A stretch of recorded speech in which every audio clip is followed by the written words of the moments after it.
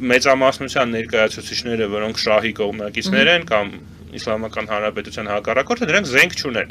եւ չունեն զինված պայքարի փորձ։ Քրդական կազմավորումները, ինչպես եւ Մերձավոր Արևելքի մյուս երկրներում գիտենք, հա, որ կան եւ Իրաքում, եւ Թուրքիայում, եւ Սիրիայում, բոլոր այդ տեղերում քրդերը ունեն զինված պայքարի փորձ եւ զինված են Եվ այդ իմաստով նրանք շատ կարևոր դեր կարող են խաղալ։ Հիմա եթե ամերիկացիները կարողանան այս նուրբ դիվանագիտական խաղը խաղալ եւ մի կողմից Իրանի պես մեծամասնության աջակցությունը ստանալ, բայց մյուս կողմից այս քրդերի հետ խոսել, բայց նաև նրանց հետ պայմանավորվել, որ նրանք որպես անջատողական հանդես չգան, այլ համագործակցեն այդ հիմնական ընդդիմության հետ, դա իհարկե շատ կարևոր կարող է լինել, որտեղ այդ դեպքում կստացվի, որ մի կողմից մենք ունենք այս քրդական կազմավորումների ռազմական փորձը եւ զենքը, մյուս կողմից ունենք Իրանի